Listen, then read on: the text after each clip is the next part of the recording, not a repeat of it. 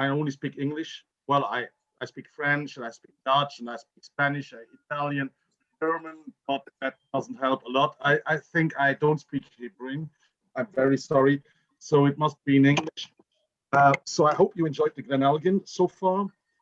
So just a little bit of history about us. We are around since 2006. We started as an independent bottler. So the Nectar is a company that imports and distributes in Belgium a lot of whiskeys. Just to give you an idea, we do Glendronach, Benriach, Balmore, Jura, White and McKay, Teeling, Springbank, Longrow, Hazelburn, Kilkerran, Kilhoman, Arran, Signature Vintage, Edward Dower, Nika, Paul John. I surely forget a lot of them. But our passion since day one is really to do our single casks daily dram. So whiskeys that we buy from brokers, from distilleries, from everyone we can, and that we bottle as daily dram, because it's our philosophy is very, very, very simple. We just bottle what we like ourselves to drink. So we don't have any pressure. We don't need to buy 100 of casks every year. We are not in a hurry because that's just a very, very, very, very tiny, small part of our business. And but we love to do it. We love to bottle things that we would like to buy ourselves and that we would like to drink ourselves. So when you look at the Glenelgin you just had, it's clearly marked on the bottle. It's coming from the warehouses of Signature Vintage in Pitlochry. It was a sherry bot. It was very high in alcohol when we got the sample, something like 63%. We thought, maybe that's a little bit too strong. So we decided to bottle it at 46% unchilled filtered. Yeah, and I hope you like it. It's a good start for a tasting. It's a nice aperitif whiskey. Nothing too complicated. Just a dram that you drink along with your friends when play cards or something like that. Just with your friends. That's what's all about this. So this is a sherry cask? Yeah, Really? yeah. It's a sherry bot. It was a sherry bot. Yeah. It really doesn't feel much of a sherry. It's really, really not a very strong sherry effect, indeed. No, it's also not a strong sherry because we decided to dilute it at 46%. So when you see it, the color, you see it's quite dark. You see it's a sherry cask, but for us it's a very. I personally think it's very fruity, very easy drinkable, and cherry. Okay, fine, it's cherry, but don't we don't mind if it's peated, sherry, bourbon. That's not what we look for. We look for this fruitiness, very easy to drink stuff. I think it was a very good decision to dilute it to 46% because it feels quite alcoholic. It's actually quite nippy at 46%. I would have never guessed it. Maybe it's something about distillation. Maybe it was fast distillation or something like that, because it's really good. It was a really good dram. I think at 60 something, more than 60% alcohol by volume, it would have been too strong.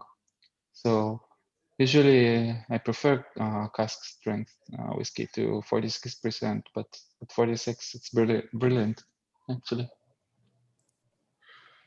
Yeah, you see, it's often what we do with our daily drams is we don't, even if it's cask, even if you think it's cask strength, we often dilute the whiskey to the strength we think it's very easy drinkable.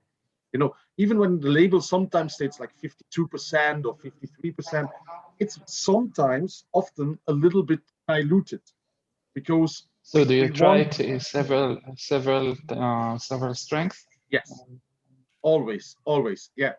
When we get a sample, it's very easy mathematic. You calculate, it's the ABV, the number of centiliters you add, number of water that you add, get it down to 55%, 52%, 53%. And that's what we do. Because we can tell to people, you should add a drop of water. But in reality, when you are at home, not a lot of people are there with a drop of water to actually dilute the whiskey. Yeah? So normally people take a bottle, pour themselves a dram, and then drink it as it is, neat. So therefore, it is with, again, as I said, we bottle it as we would like to drink it ourselves. So therefore, sometimes, even if it states 52 or 51% or something like that, it's dilute. Okay. Do you ever try to dilute it to 40% also? No. The lowest we bottled is 43 till now. Okay. But we because I'm a strong believer that chill filtering is bad. There, doesn't work. Yeah, it's vade retro satanas. Doesn't work. Chill That filtering. doesn't work. So.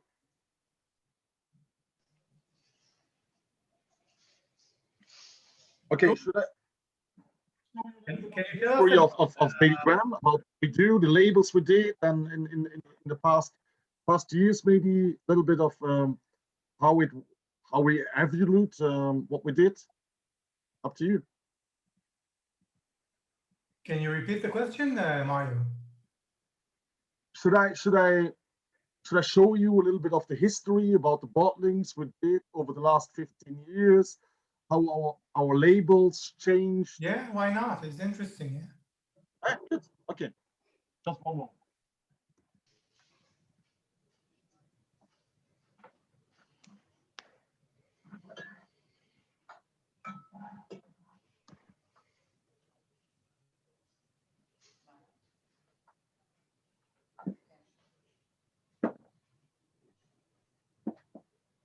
So actually, guys, you can see that that's one of the first bottlings we ever did.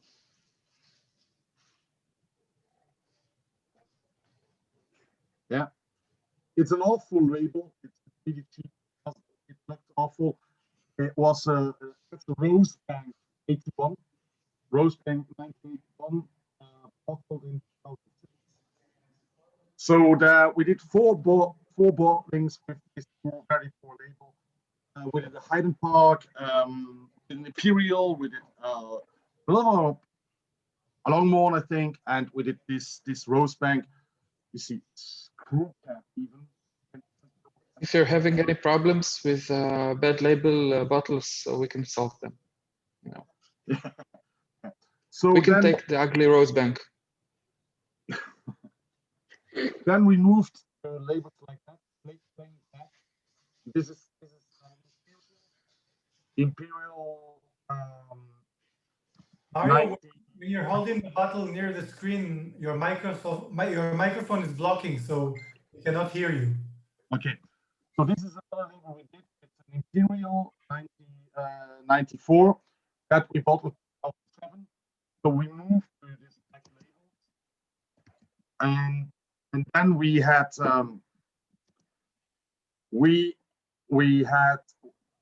I know a very nice blogger that you may have heard of. His name is Serge Valentin. He does a very small blog called Fun, and he came to us at one Whiskey Live in Paris, and he said, Mario, I like your whiskeys, but your labels are awful, really awful. So if you give me a bottle of every one of your bottling, I'm gonna do the labels for you. And I said, okay, Seth, fine, if you want to do that. And he came up with a crazy idea. He came up with doing anagrams. So let me show you. If I can share my screen for a second. I think so. Gali can share his screen. No, it doesn't work. The host have the permission to share my screen. Galat ala shtick. Okay, Mario, you can share. Okay. Here you go. You see those labels? You're breaking up. We went to let's go like a lower grip gets Afroy. We came to Astral Hits, 40 years old, Strathyla. We came to Earldom, Dalmore. Came to Hall, Tullibardin. So we did a lot of labels like that. You see, like Lime Pear, one of my favorite labels. It's Imperial, of course. It's like Mad Glands, it's Glen Cadam. Shiny Cell is Kleine Leash. And this is actually one of my favorite, the Milton Duff. So obviously it's Milton Duff. Yeah, So nice. it's 1,000 tons of eggs. Yeah. So this is some of the labels, about 100 labels like this. But then we have a lot of people who said like, okay, it's all very fine, it's all nice, but guys, honestly, most of the people in the shops, they don't get it. They don't get it. So we went on and made some other labels.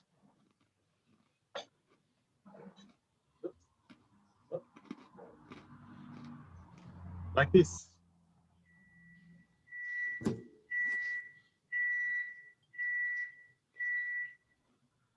Okay, so we went on to call the nectar of the dram, because we had a company that also did dram labels. So we called it nectar of the dram. Company. This is a Port Ellen, 27 years old. We did at the time. It's let me check. Yeah, so it's 82 bottled 2010. So that's how we went on with the labels. We did some special labels for our 10th anniversary. And we did some special labels now this year for our 15th anniversary. So that's how it went on. Okay, but I do a lot of talking. What are you drinking, guys? I'm sorry, I can read your chat. No, we're saying that it's hard to hear. You're kind of breaking up occasionally. I'm very sorry for this, because I'm living in the middle of nowhere, and I'm pretty sure that my daughter looks Netflix up there, so therefore it's hard to get a good internet connection. Yeah. Are we supposed to be on which bottle? I may have lost the plot. I don't know. Which What are you bottle We're are we somewhere on? between, somewhere around the second one. Yeah, we Okay. have tasted the second one, and now Mario is explaining, and then we will move to the third when he tells us. Okay, what's the second one you got? Glenlothy. Glenlothy. So what do you think about Glenlothy? Heated or not? It's a very Glenlothy. Very good It is, one. sorry? It's a very good one, but very uncharacteristic. It's an So- obscure Glenlothy. It's like a pitted cask or something. Yes. Peated cask. Yes. So I really like this little influence of peat and a little bit of smokiness to a space. Is it the? I dare to ask, to guess. Is it a pitted? Is it a Port Ellen cask?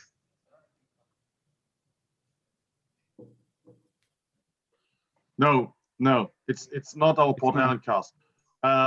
It's, I think it's Glenlossie, so it must be a Corlida cask that has been used. The very funny thing is that we did 2 Glenlossie bottlings over the last 2 years, and they were both a little bit peated. And the thing is, when you receive the samples, you don't know. You just, we never bottle a cask that we didn't sample before. Never, never. So when we got the sample, we were very intrigued, and we tasted it, and we said, it's a little bitter. And the broker from whom we were buying the cask, he couldn't tell us what cask it is. He couldn't let us know if it was Corlila or an ex like a voting cask or an ex whatever cask, because he had no reference. For him, it was just a hogshead Glenlossie. So, but we like, and honestly, you know, we don't put cask numbers on our labels or stuff like that, because we think it's not very interesting to know that this is cask number 8,213 from Glenlossie. It's good whiskey, quality whiskey, fine. A little bit peated, a little bit smoky. Don't mind. Let's bottle it. So I hope you like it. It's really fun. Is it just fun, or is it also nice? No, it's fun. No, it's fun as a Glenlossie. It's a good one. It's a good one. I think it's amazing. The contrast between the nose and the palate for me is breathtaking. Because the nose. What do you think, Homer? What do you think is so different? What's for you is so different, Homer? What? I couldn't hear you. What is so different for you between the nose and the taste? At first, when I opened the sample, the nose is quite like caramel or toffee, very sweet at first, and then I expected the palate to follow the nose, and then it hits you with smoke and ash of almost after a bonfire or something like that, and it's amazing. Cool. So you think you like it? That's good. Great. Yes. Yes. Wow. Some other ones? Some other comments?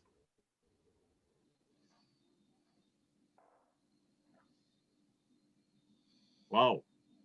All very shy in Israel. I just joined, but we are drinking Glenlossie, sample number 2. Yes. When you add water, I'm the only shy one the on peat this goes call. away. There's no more peat when you add water. Yeah. Very interesting. Very grassy. Yeah.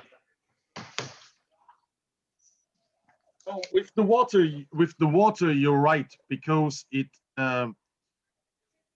With the water, you're right, because it is just the influence of the cask.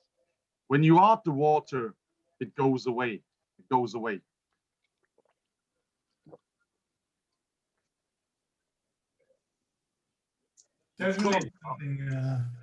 Certainly something worth trying. It's really, really surprising drum, indeed.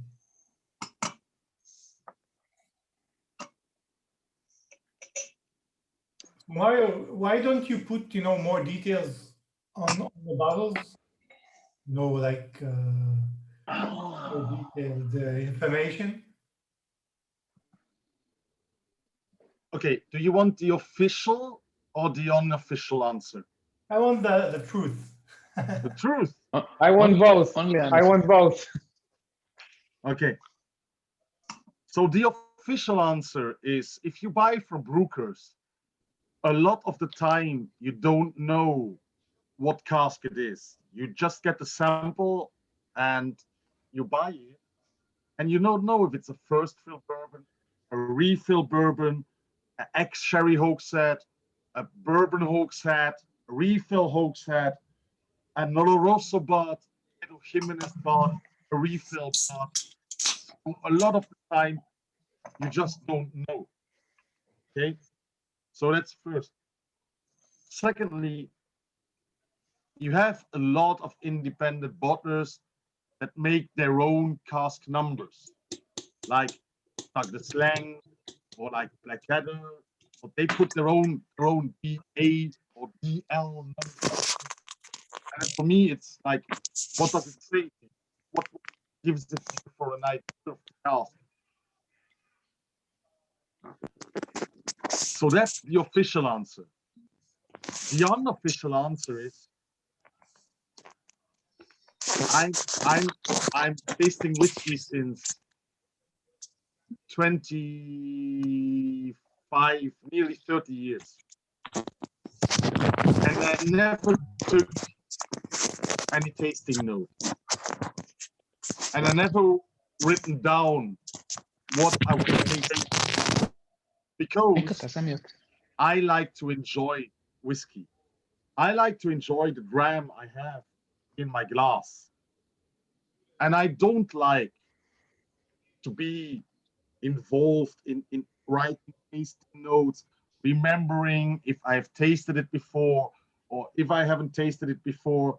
For me, it's all about sharing passion, sharing friendship, having a good time together.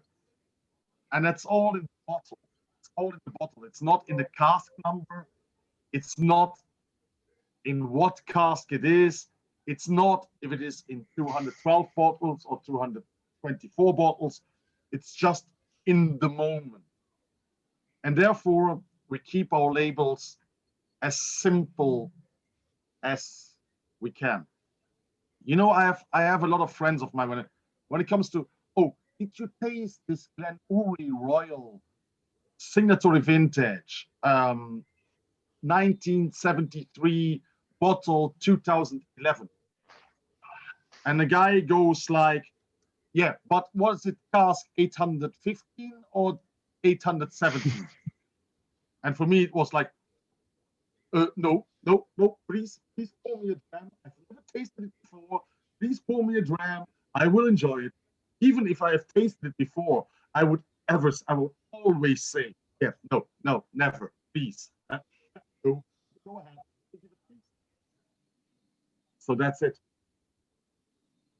Okay, I was meaning not about cask numbers, etc. Just like a general notion if it is like ex-bourbon or ex-sherry or peated cask or the like, not cask numbers which don't tell you anything.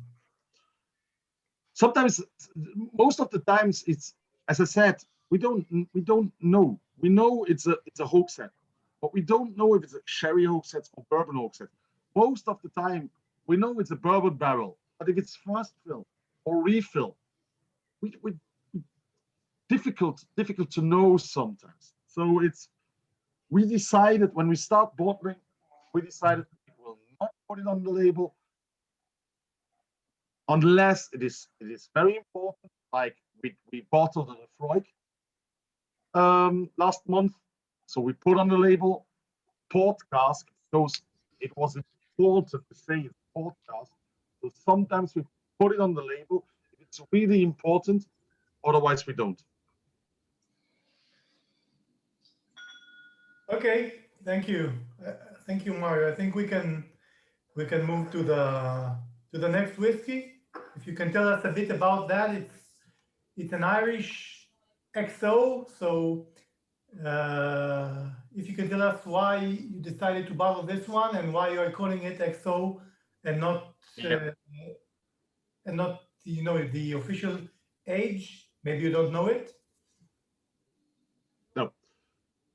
So we were one of the first independent bottlers to get access to a lot of Irish whiskey. I'm a good friend of Jack and Stephen Teeling. You know that they had before distillery they did Connemara and Tyrconnell. and they had a big distillery, and then they sold it to Jim Beam. Yeah.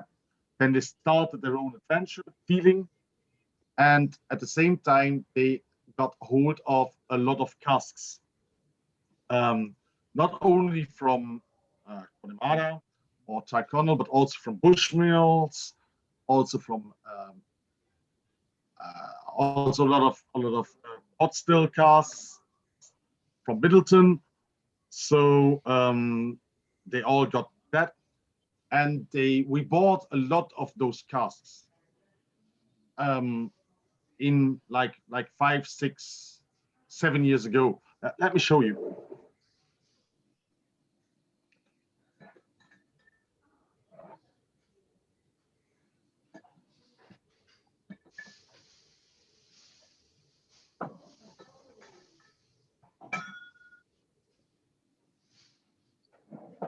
One of the most famous casks, if you go to things like Mr. Hayes, you will find this one.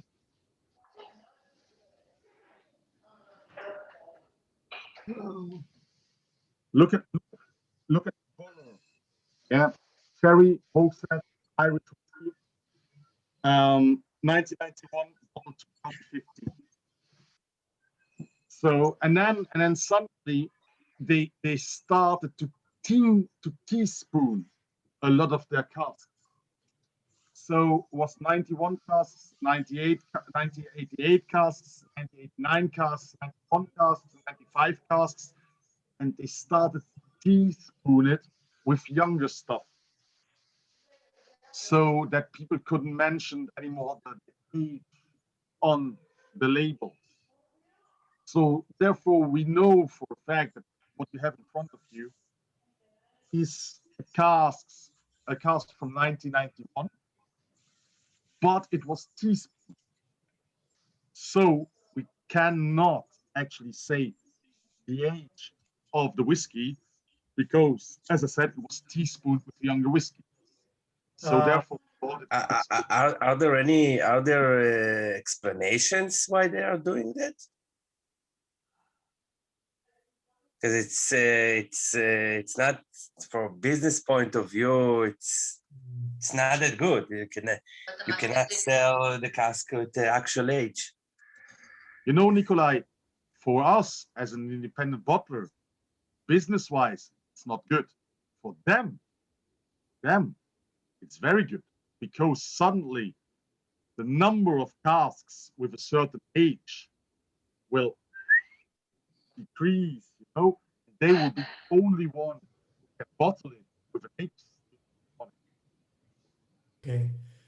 I think, Mario, some people here in the forum might not be very familiar with the notion of teaspooning. So maybe you can say a few words about teaspooning. Okay? Yeah, of course. So teaspooning is when you add a little bit of whiskey from another cask to if you take here in this instant, it is a whiskey from 1991, and you add like 10 centiliters of whiskey from 2005. So you cannot tell the age anymore.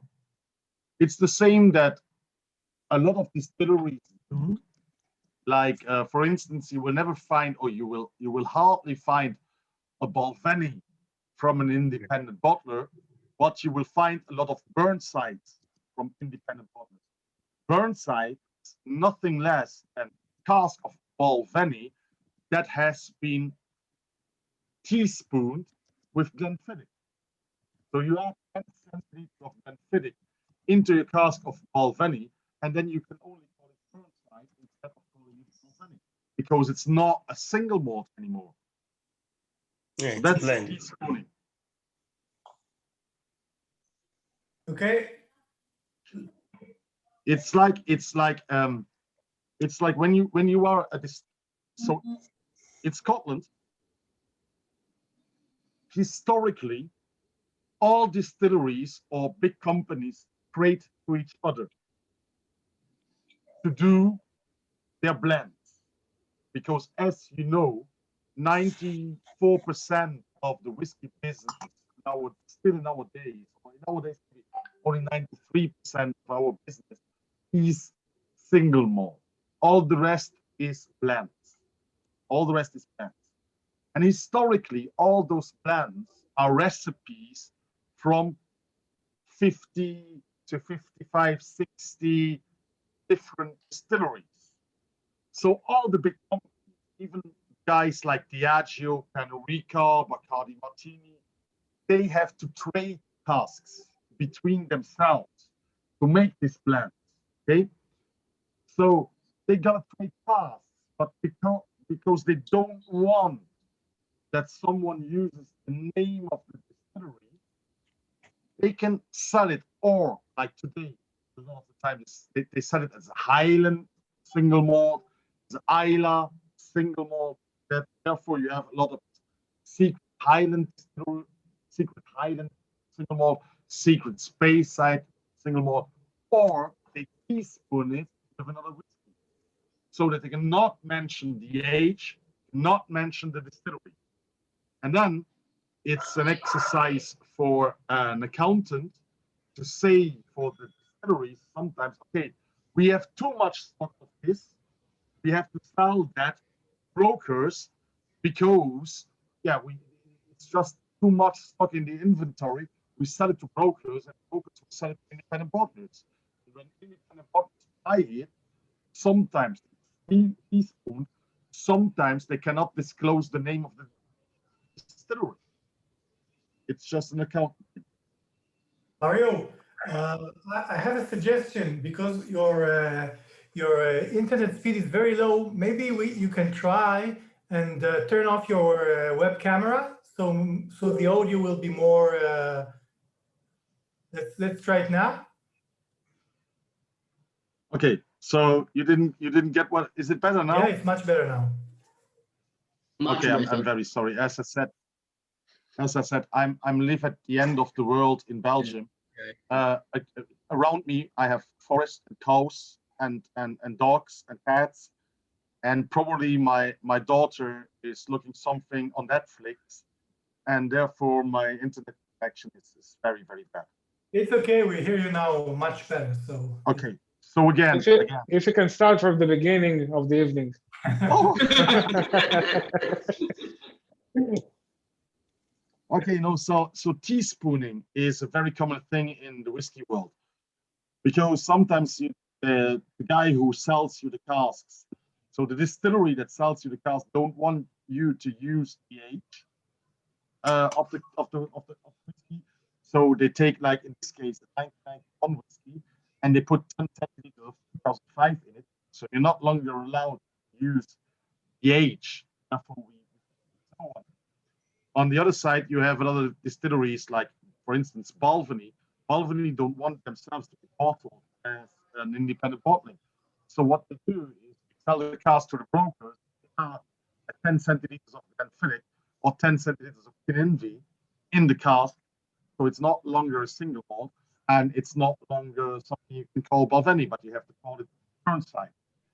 For instance, Glenmorangie did the same for years and years and years. He's pulling the casks with Glenmorangie from one of the other distilleries they had before they sold it to La Martinique. So it's often the time that you say, okay, you have all these big blends in Scotland. They are composed from 50, 40, 60 different brands, but they don't belong to the same company. So they don't all belong to Diageo or Pernod Ricard or Bacardi Martini or something like that. So they have to trade casks in each other. And when they trade casks, something they teaspoon casks, so they add a little bit of something different. So if they sell it later on to brokers, they cannot use the name of the distillery, or they cannot sell it as a statement, or they cannot sell it as a single malt, a blended malt. So they secure themselves a little bit against independent bottlers in this teaspooning. Mario, regarding the third sample, the Irish whiskey, can you say if it's double distilled coulis or another Yes, triple distilled yes. It's thingy? no, it's not coulis. It's Bushmills. It's not coulis? No, it's Bushmills. So it's triple distilled. No, No, it's not triple distilled. Doesn't feel No, like oh, it. Bushmills. it's Bushmills. Okay. I think we Okay. need to take a little taste of this third one, right? It's brilliant. Yeah. Actually, the nose is a bit weird, but the palate is amazing for me. No, Yeah, the it's nose very is good. the nose is actually typical. All the greenness, all the Yeah, green but stuff that. it is not foreshadowing the palate, which is much more tropical and much more nicer for me. Yeah, it's very surprising. It's sweet, a bit sour. It's very nice. Oh, Yeah, sour. it's These are really- lots of unripe fruit. It's actually And quite tasty. typical for all the Irish. Yeah, unripe fruits I can get you. I understand. Yeah. There's also it's quite bitter.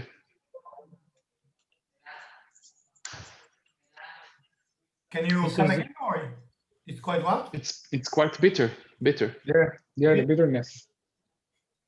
It's a dessert whiskey. Certainly. Oh, I'm surprised that you call it bitter. It is like in stone. It's a bitterness you can find in stone fruits, for me. But it's not. It's not. It has some grassy notes. I don't find grassy notes here, but you know, it's pretty subjective. Yeah, I see the bit. It's like eating a pencil. That's kind of bitter. Yeah. Exactly. You're right. Yeah. Pencil. It's pencil. What do you call it? Pencil sharpenings. Yeah, stuff like that. Yeah. Quite right. Yeah. Wood shavings. Wood shaving, right?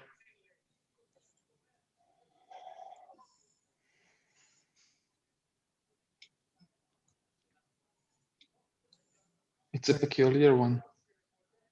Nice one. I like it very much. Yeah. Yeah. it's great. What is the alcohol percentage of that one? 49. High 40s. Yeah, high 40s. It's almost 50.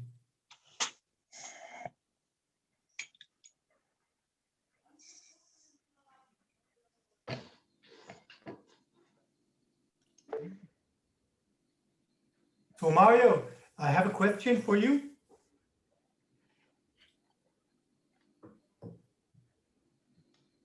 Can you hear me, Mario? Yes, I can hear you. Okay. Regarding cask, your cask portfolio. So, do you have whiskey aging in cask in your own warehouse somewhere, or you usually No, buy stuff and bottle it right away? we have casks, but not in our own warehouse. We have casks in warehouses in Scotland Yeah. because it has to be aged in Scotland to be Yeah, called. I Scotch meant in whiskey. Scotland. Yeah. But you know your casks. Yeah. Yeah, we have some casks laid down since years. Yeah, of course, yes. Okay. So most of your bottlings are like stuff that you lay down and let them mature, or most you buying mature and then bottle it. Most we buy matured and then bottle. Yes, 95%. Okay. And except whiskey, do you bottle other distillates? Yes, of course. We bottle also a lot of rum. Okay, so you if you can say a few words about that, because it's also something of interest. Yeah, we bottle since about 10 years also rum. We also did already bottlings of Armagnac, of cognac. but I would say it's 90%, less now, 85% whiskey and 13% rum, and then a little bit of what we find it's nice and what it's been offered to us. But rum in Belgium becomes a very big market over the last 5 years, and I really like rum. I like it's much funnier, honestly, to go to the Caribbeans, to Barbados and Jamaica to select some casks than always flying to Scotland. Yeah, and the weather nicer for sure. Oh yeah, a little bit. The weather is nicer, and it makes more fun to go into the sea on Barbados than in Scotland and Oban or something like that. Yeah, I hear. Are you bottling not Scotch whiskies? Like Yeah, Indian, Irish ones. Israeli? That one you every kind of. It's the same region, so but Indian, When we Japanese. bottle, yes, when we bottle Indian whiskeys, it's mostly under the name of the distillery. So it's a distillery single cask bottling, because it's very complicated in India to bottle Indian whiskey in different bottles with different labels due to the legislation in India. So when we do Paul Jean or when we do Amrut, we do them as an Amrut exclusive for Belgium or as a Paul Jean exclusive for Belgium, rather than doing a daily dram. Are you planning to bottle some Israeli whiskey from Milk and Honey, etc.? So, why not? I'm open. If you have samples, send them. We will now do a Starward from Australia. Yeah, so I've tasted some Milk and Honey, and they are very delicious. So if you have a connection, here you go. Very nice. We'll forward it to Tomer, and maybe. Yeah. As I said, I don't mind the name of the distillery, the age, the preference of cask, the degree of alcohol. The only thing for us that's very important is if we like it or not. It's the only reason of bottling something is we like it. Do we want to buy a bottle of this? Yes or no? Yes, we bottle it. If not, no. Fair enough. Fair enough. So let's move to Scapa. Number 4, probably Scapa. Definitely Scapa. I can feel it before I open it. In my Definitely bones. Viking Scapa. What? Now we're talking about the Highland Park in Sherry for the fourth one. Secret Okay. Orkney. Okay. Guys. Let's make it quiz. I give you a question. Okay. I name 6 distilleries. 6 distilleries. And you can guess of whom of the 6 distilleries we never bottled a cask of. Okay? 6 distilleries. What distillery we never bottled as daily dram? Okay. 1. Karyuzawa. 2. Hanyu. 3. Brora. Port Allen. Rosebank. Scapa. Kappa. Scapa. Scapa. Yeah, you're right. Scapa. No one bottles Kappa, you know. Oh, I did. I bottled a Scapa like 20 years ago. Yeah, but under another label. But I bottled Scapa 20 years ago under another label. Why? Yes. The name was Circuit Orkney and not Island Park. Someone had to bottle it. Even Scapa don't want to bottle Scapa.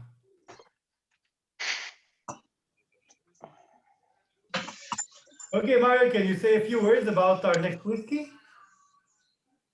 Yeah, obviously from a distillery on Orkney that it's not Scapa.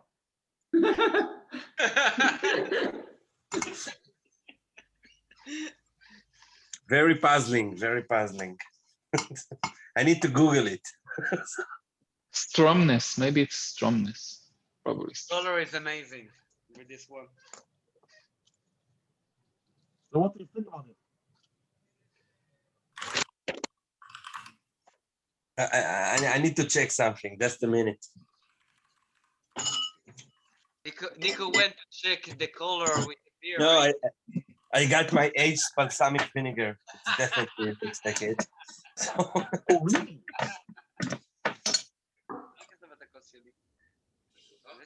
not that different. Oh, I actually find huge amount of tea, like overbrewed tea. Yeah, it's like Yeah. black tea, you know, like Yeah, It's actually very similar. I tasted head to head. you know, like Has the thang. yeah, there's this estrogen kind of wood coarse thing on the tongue. right. Very stringent.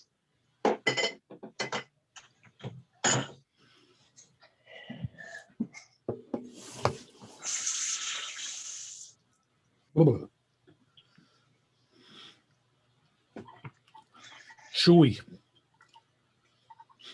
There's no smoke here, though. No. You would expect a bit of smoke or some kind of And it's actually Orkney peat. it's let not me a show dirty you. taste. There is some smoke, I think, but it is, you know, hidden under the layers of sticky pudding and caramel and sherry. And balsamic vinegar. Okay. Let me show you just my screen. Okay. So that's a Scapa I did in 2005. Okay. 1990. Yeah. And DM stands for Mario. So just to show you that actually I bought the Scapa, but not a stated gram, not before. Yeah, if you wonder about the label, it was printed on a 24 needle printer, just to.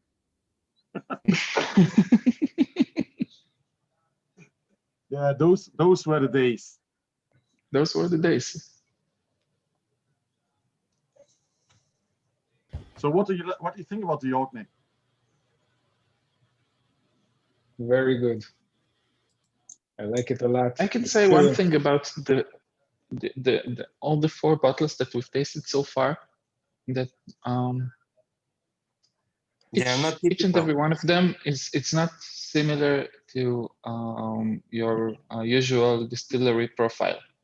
Yeah, So they're not typical. Is it by chance, or do you just tend to select casks that are different that what you would expect from your usual Highland Park or your usual Glenlossie or whatever? Well, actually,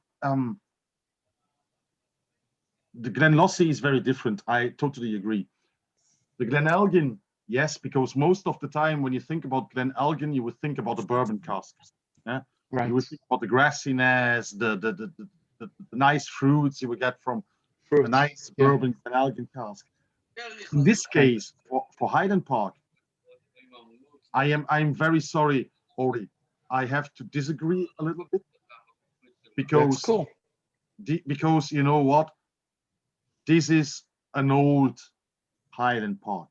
This is like a Highland Park bottled in the 90s and bottled early 2000. When Highland Park was the decathlon of single malt whiskey. When Highland Park was a little bit peated, a little bit fruity, a little bit sherried, a little bit of everything. Yeah, not the best one in sherry, not the best one in peat, not the best one in fruity, but so good that it was good in all disciplines. You know, That's for me. When I tasted this Orkney, it was for me like back to the age when Highland Park was not about some Nordic gods or names, but only about a 12 and an 18-year-old that were at my time when I started to drink whiskeys in the 90s.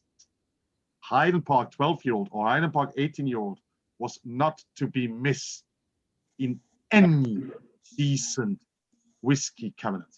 Yeah, it was amazing. And for me, it really reminds me of this old Highland Park. You have these sherry notes, you have these peated notes, but you have a lot of oiliness. You have a nice, sweet aroma to it. You have this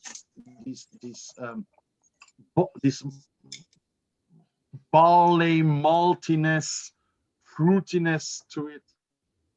So for me, it's a Highland Park when Highland Park was good. It's actually very clean for Highland Park. Yeah, but that was the time when they used the good casks. Highland Park became dirty in the late 2000s. Really? Do you think they changed the distillation or only the casks? It's a lot has to do with obviously rushing distillation to get more liquid, but more it has to do with wood management. Wood management. Mm-hmm. If you have a bad, I see what you mean. Yeah. If you have a bad, I see what you mean regarding old school whiskey. Yeah, for me, I see what you mean. It has. Does it have caramel in it? No. And which barrel is that? Sherry Hogshead. Okay. Do you know which sherry? No. No, I would guess Oloroso. Yeah, it must be Oloroso. It reminds me of a dessert my grandma used to make for a holiday that was with nuts and honey and Tell us the cherry. name. Tell us the name. Remslach. רמזלח, כמובן. It's basically unknown outside the scope of my family. I don't know why, but Secret Orkney. You know, it's Omar, exactly it takes me back to holiday dinners. You know, Omar, in Scotland we call that sticky toffee pudding. You tasted that before, sticky toffee pudding? No, I haven't tried it. I will try to find a recipe and make it tomorrow. Try it. It's nuts, it's caramel, it's all that kind of stuff. It's sticky toffee pudding. Okay, writing it down. Yeah. It's like they tried to take something sweet like toffee and somehow condense it like 50 times. If you have more than like 2 sugar cubes worth, you're dead. Yeah, but they didn't fry it. I like it. I like it a lot.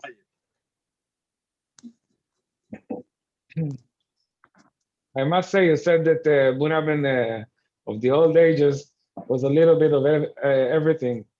But I don't think this one is a little bit of anything. It's a lot of everything. It's good. You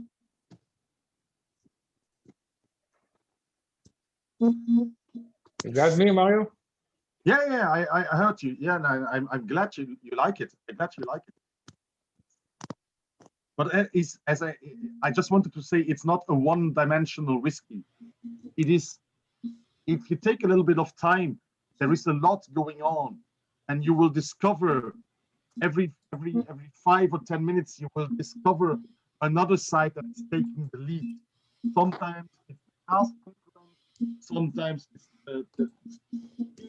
sometimes it's the fruit. So there is a lot going on in this whiskey. That's what I wanted to say. Rani, what do you think about it? Done. Who are you asking? I'm asking Rani, what does he think about? No, Rani no, we fell were just. asleep, I think. So I will tell you, I like the whiskey a lot. I'm drinking. I was less of a fan of the Highland Park. Actually, that's what I'm writing to Ori Lutsky right now. It's for me a very big overkill. But so far the Lossi for me is completely amazing, and I'm drinking the Lecheg now from number 5, and we're all like blown away. It's one of the best Lecheg that we had, I think, for a very long time. It's an amazing dram. Dude, you're running ahead. Yes, I'm running, and in the middle we have here some, little treats. So we were drinking a 24-year-old Glen Keith. This is a very eclectic evening. And this one too. Like I'm on my 3rd beer, but I have my first. I have my first. I have my Marlboro Red.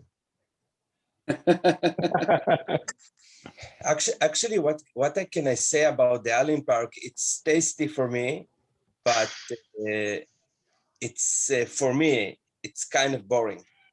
It's I cannot say anything more than that. Listen, it's like some people like to write sentences all caps with 3 exclamation points. Exactly. This is whiskey in all caps and 3 exclamation points at the end. Yeah. Okay. I get what you mean, Mario. It's like Absolutely. it's maybe a bit one-dimensional, but it's very well made, and as a dessert whiskey for someone who likes big sherry and nice smoky Highland Park way. It's really something I would enjoy after a nice meal. We're super spoiled. Like this is really good whiskey. It is But really it just good. comes after 3 really good whiskeys. So maybe it pales a little bit in comparison. I have to be in the minority here. I think I like it so much. I think it's really good, Right. and I know. Yeah, I know. But I'm a minority always, You're I also like it. I also like it very much. No, for me it was amazing. I was surprised that Ronnie said it's a bit of an overkill, but actually it figures because I'm always feel like a child near Rani. And he knows the balanced whiskeys, know how to identify them, and I like the overkilled one. No, I like. I can have a sherry. I can have a very influenced by a very influenced whiskey that's influenced by sherry, and I can enjoy it. This specifically was like it was not enough of the good qualities of Highland Park, and not enough the good qualities of a good sherry cask. It was just an overkill of both. So for me, it didn't work. But for a lot of people that I respect, it did. And I understand that. I can see how it would work for someone else. For me, my aspect, it missed. But I can completely understand. This is wonderful about whiskey. We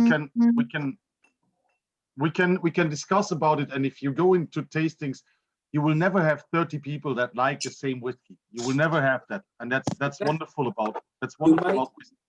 You might, Mario, you might have 30 people who are amazed that a certain whiskey can taste completely off scale of what it's supposed to taste, like the Glenlossie today, that no one expected the Glenlossie to taste that way.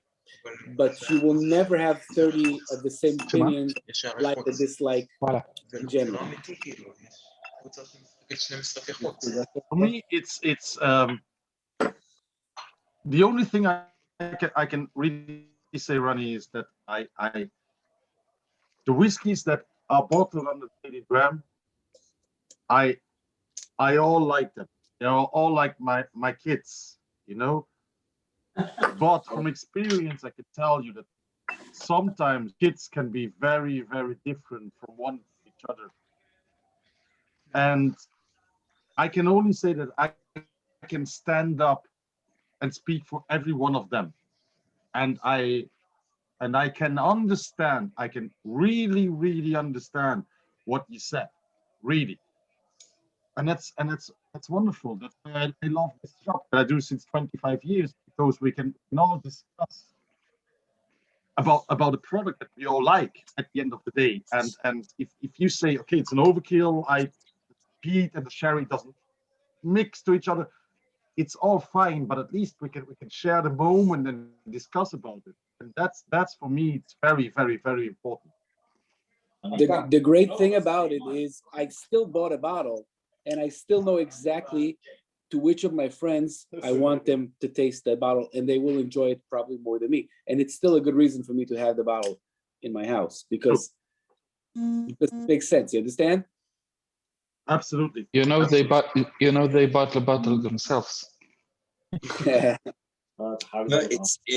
it's actually in this kind of setup, like 25 people, it's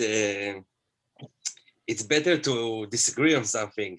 It's creative conversation, opinions flowing away. So this was great about whiskey. We can Whoever didn't open the Lechig now, number 5, you got to open that. We're blown away here, people. Plus the possibility of getting 25 Israelis to agree on anything. Definitely that's zero. not gonna happen. On anything. Yeah, like, you know. I think we can agree that the Lechig is good. Yes. I can tell you, Yeah. the shake was so amazing that I spill half of my glass right now. I was like, it's so amazing. I just moved my hand and just dropped my glass. So really balanced. And Mario, if I can say, I really like that I didn't put any drops of water in any one of the glasses. It was like just made to drink like it is. It's really interesting because it's right now 5 different glasses, no water added until now. You should, like, a drop or two. I mean, like, you know, quarter teaspoon. It's good. That's not belittling the whiskey. It's not more than that. It's not like you just give it 1 drop to give more smell. It's well balanced. It's good the way it is. If you want to put water, you can always add, but it's just amazing, just like it is. Not a lot of bottlers all the time. You can find one after one after one that you love it, and you don't need to put water. It's not well, okay. So I don't know about other people, but I kind of learned about putting, you know, a few drops. Like when I was at Talisker, and at Talisker they said yes, like try our whiskey, then put a few drops and try our whiskey again. And obviously they don't think their whiskey is bad. No, you're right. It's right. You can put water, but sometimes you don't need if it's just like it. You can put water and just give more smells, little taste that you can find. It's something that we know. But sometimes in some whiskeys, they're just perfect like they are. Sometimes water can just interrupt in the taste. And in this one, Mario really like it. Really like the philosophy. Actually, I have to say about the Lecheg, it's one of the, I suspect it's a refill bourbon. From the color or from the bourbon notes, it's kind of faded. But actually one of the very raw Lecheg that I've tasted lately. Very, very whiskey, and more, less cask influence. The ash is there. Actually, all the cask was not that active, but actually in a good way, because distillate and all the Lecheg notes are up front. They are very there, and the beat is very there. Actually, when it's 15 years old, if I remember correctly. Well done. Actually, thank you, Nikolai. Nice cask selection. Very nice. I have to As say far something also about this lechek. I don't like lechek usually. I mean, it's too much of plastic notes for me. it's Sorry? not so smoky. I thought that lechik would maybe be more smoky, but it's nice as far as I'm concerned. It's a 15 years old, so the peat, it's not, it's less of a, I refer it more as a peat, not a smoke, but when the years go by, the peat tend to fade. And let's say older peated whiskeys, like good example of Kaolila 25, it actually barely can feel any peat, and it's a very fruity, very fragrant whiskey. Yeah, if I can, the peat is remotely there. okay, if I can comment on this. So obviously, when we talk about peat, we're talking about ppm. We talk about phenol parts per million. And usually, when you talk about ppm, and you say it's 50 ppm or 40 ppm or 45 ppm, it's actually the phenol parts per million of the barley. Yeah, and usually when it is distilled, you only got between 30 and 40% of ppm left in the new spirits. Yeah, so it's a heavy molecule. So yeah, when you talk about 40 ppm or 50 ppm for Arctic or Lafroy, after it is distilled, it will only be about 15 ppm left. Yeah, and then comes the aging. In the aging process, the phenol parts per million will go less and less and less, because you have the influence of the cask and the influence of the aging.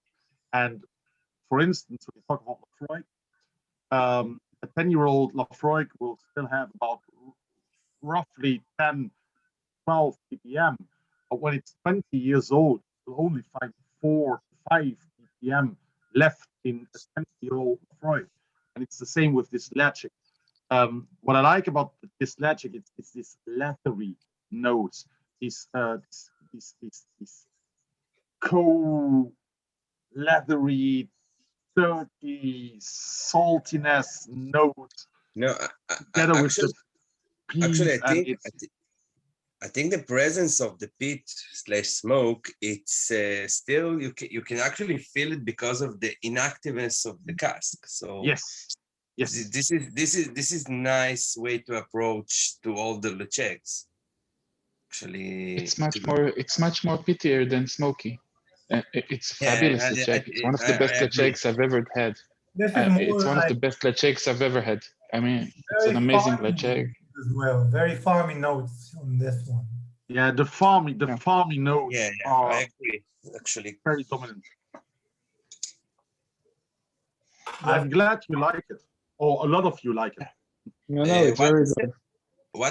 Gal, what is the alcohol percentage? I don't have the placement.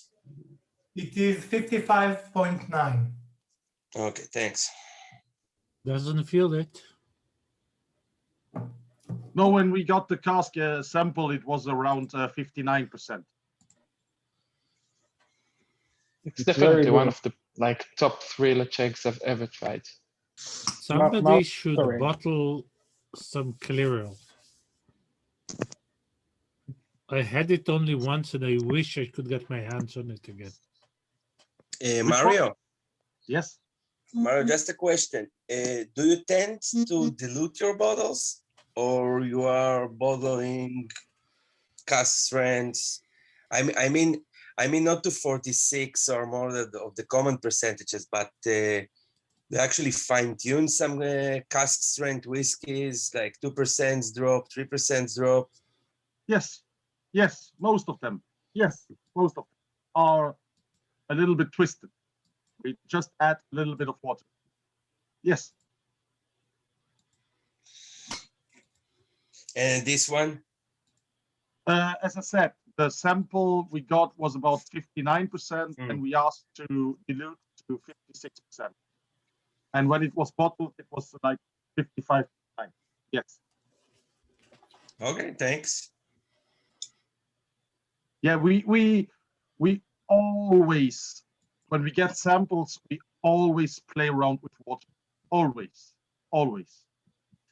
And to be very honest, I always, when I taste the sample, I always dilute it down 20% alcohol. Always. Like blender strength. Yes. Yes. I just to tell you a little story. About I was invited to attend the blenders room of Bowmore, or Morrison Bowmore, with a friend of mine who was then the master blender of Bowmore, and he put 20 samples of new spirit in front of me. 20 samples of new spirit. And he said, okay, I want you to find out one of them is not exactly like the 19 others. So can you find out which one is different? So I started to nose all of them, and I didn't get any difference. I tasted all of them. I didn't get any difference. And then he told me, okay, we will now dilute all of them to 20%. And then immediately in the nose, you felt the difference. Immediately, like it was so evident in the nose that this one was different. And I think that you only can find weakness of the spirit. You can only find if there is something wrong with the spirit. If you really dilute 20%, then it's not a drinking strength. Don't get me wrong, it's not a drinking strength, but it's the strength where you can find if there is something wrong with the spirit. So therefore, I always dilute all of our samples to 20% to see if there is anything wrong with it. Because I'm very, for instance, allergic to sulfur, very allergic to sulfur. If I have a 1 drop of sulfur in the whiskey, I can just not drink it. I cannot bottle it. Never do that. And that's something when you add a drop of water, you directly identify if there's any sulfur in it or not.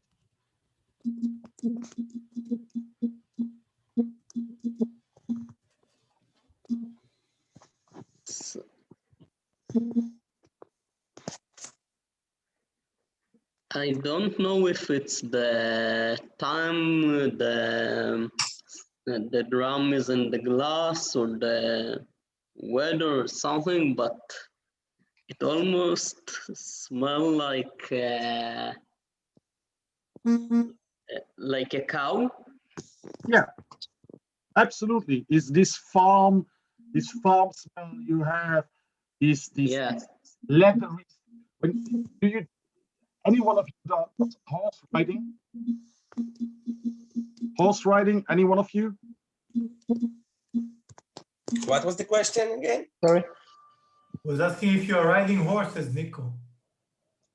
Anyone of you is horse riding? You know the smell of you have on the leather and the horse in the farm. Yes. Yeah. Yes. Yes.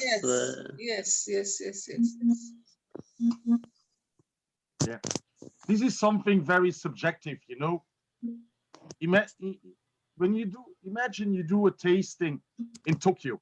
Can you imagine doing a tasting, or in Singapore or in Tokyo, in front of 100 people at Whiskey Live, and you tell them it has some farm smells, and all those people think that milk comes from a Tetra Pak. They've never smelled a cow in their life.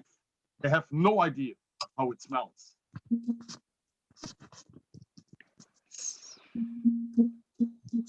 It's actually quite interesting for me because yesterday I opened a beer that is a sour beer, I guess, and I smelled a similar note, and my immediate thought of the beer was that it's not good. Like Which beer was it?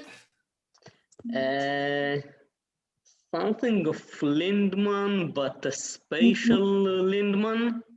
I don't know. I got it from like a loot box of beer, Okay.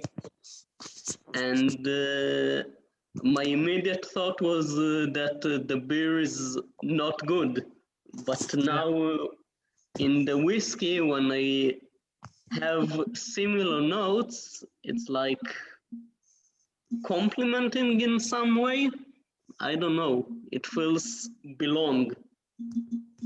Yeah, it's baby puke. I call that baby puke. Yeah. Yeah. It's there.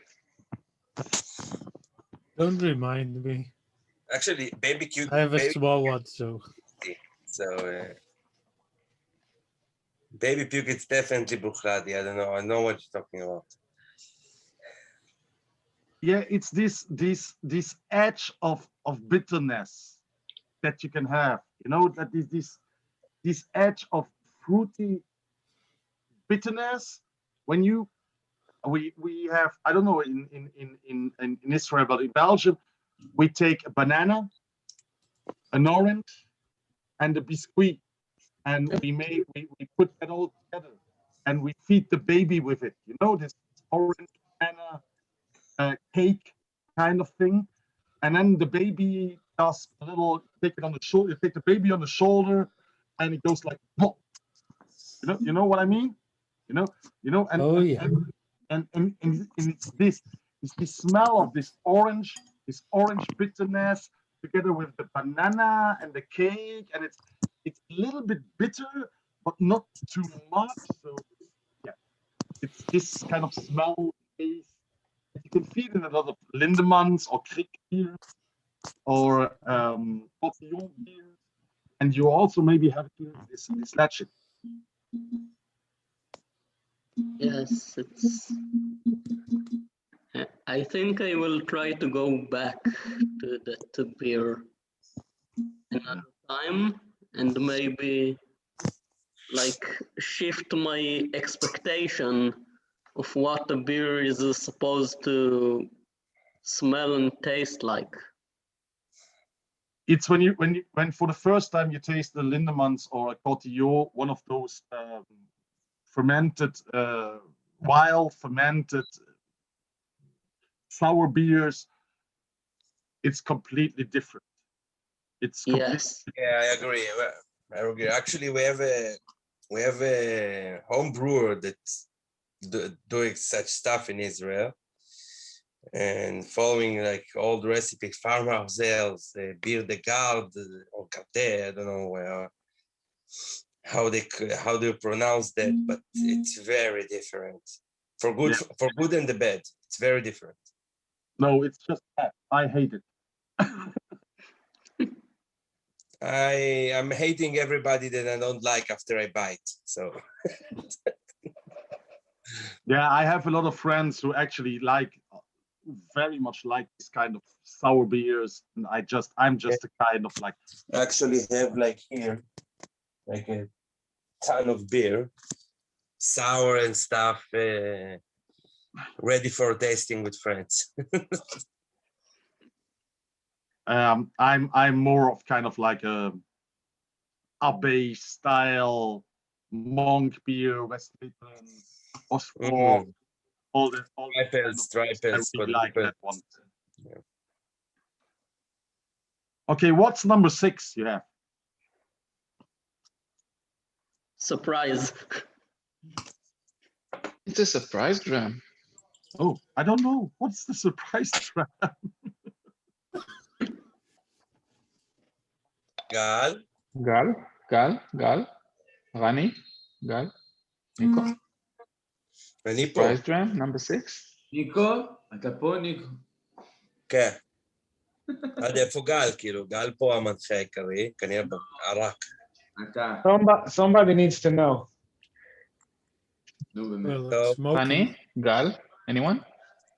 The 6th dram is actually a 2-year-old milk that is currently aging in Jamaican room barrel. ידעתי שזה רום, ידעתי. סליחה, סליחה. Holydram. אוקיי. It's a חנה, cask. טעמת לפני הטעימה? Uh, אני הרחתי, I smelled the room, I smelled the room. Sorry for interrupting. No, it's okay.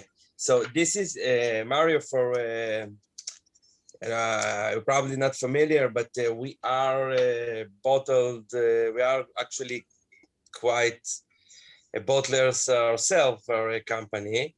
And we actually did 3 bottling to date. One was Inch Moan from Loch Lomond. Amazing. The second one was Kilchoman, approximately 7 years old, finished in Madeira casks. Also amazing. Yeah, actually, quite, I think a month and a half ago, we bottled our first Milk and Honey cask that we are pre-sold 3 years ago. It was an ex-Isla Ardbeg distillery cask. And this one that we're tasting right now, it's gonna be, I think, about our 4th bottling in about a year or so, when we feel ready. So this is a single cask Milk and Honey, non-peated, from currently aging in Jamaican Roomba hogshead, I think, 200 liters. And this is a cask that sourced from Worthy Park. No. Worthy Park. It has tons of anise. It's amazing. It's like licorice juice. Nico, Mario opened his camera after your explanation. No. I love Worthy Park. I love Worthy Park. Really good friends of mine, Dan and all the rest of the team. Yeah, it's very funky room. Still, it's not a room for everyone, I think. It's not a room for everyone. Okay, listen, guys. I hope you enjoy the 6th dram of the evening. I hope you like the 5 first ones. From our daily dram range. I have to apologize that I came on late. I had 9 o'clock in my diary, not 8 o'clock. I'm very sorry for this. But again, I hope you enjoyed drams, and thanks very much for inviting me for this online tasting. Thank you. So I hope you will join in the future some of our daily drams in Israel. So thank you very much. Thank you. Have a nice evening, all of you. Thank you so much, Mario. Thank you, Mario. Keep sending us good bottlings. The new cask. Thank you. Thank you very much. Thank you. Thank you. טוב, חברים, מה ניקו, אתם... אנחנו יודעים מה החוזק? כן. יודעים מה הוא אמר בשעה וחצי האחרונות? 61.6, אורי. כן. מה, גם זה 61.6? כן. הם ממציאים מספרים. קטע, ביגבקנו את החגיגה ב-61.6. האמת שהיא ממש התפתחה יפה, השתלתי אותה פעם האחרונה לפני שנה, והיא הרגישה מאוד צעירה, והפעם היא הרבה... לא, היא גם עכשיו צעירה. היא צריכה עוד זמן. אני מסכים. לא, אני לא אומר שהיא לא צעירה, אמרתי שהיא התפתחה יפה מלפני שנה. ממש טעים. גל, אני יכול להציע ילד וקצת כסף תמורת בקבוק אחד שלה. חכה עוד מעט, יש זה. דבר איתי בפרטי, ברזיק. רגע, ברזיק, אתה בעלים של ילד מילדי תימן? כאילו שאתה מציע ככה? מילדי פתח תקווה. אחד מילדיי הוא דב-אופס מנוסה. אני לא חושב שאפשר כבר למכור אותו, כי הוא כבר עבר את גיל 18, אבל... אז 2 בקבוקים. אתה יודע להכין קובאנה? בואי תעריכי את זה ותוותרי על אחד מהילדים, לא יש מלא. מעט מאוד גל יודעים להכין קובאנה. זה מה שאני אומר, דב-אופס יש כמו זבל, אבל קובאנה. נו באמת, חבר'ה, הכל זה מלח, קמח וזה, זהו. לא, זה הכל במינונים, זה כמו קוקה קולה, אתה יודע את הרכיבים, אתה לא יודע את המינונים. יש הרבה שחושבים שהם יודעים להכין קובאנה. זה נכון, זה נכון. זה בדיוק הבעיה. הוא מכין את הקובאנה בג'נקינס, הכל בסדר. המילה קובאנה ליד אשתי, אצלם אומרים קובאנה. קובאנה. בתי כנסת שלמים נפתחו על מריבות על הסוגיה הזאת. אתה באמת מפתח. אתה רואה. האמת, באמת. רני, עם השם הזה, מתי אתה יוצא לסיור הופעות? עם השם הזה, מתי אתה יוצא לסיור הופעות? להקת ג'אז מדהימה. יש זה רני ויחד עם כל הילדים, אתה יודע, שירת פסטיבלים, יש פורים עכשיו. מי מסתלבט עליך? אני לא יכול לשמוע. מתי אתה זה, עם השם שלך בזה? אני משתף תמונה של ה... לא התארחתי עליו. תבין, הוא בהשתק, הוא בוחר. אוקיי, הבנתי עכשיו. נו, זה ממש... אני עברתי לבירה. רוצו לקנות. טוב, החבית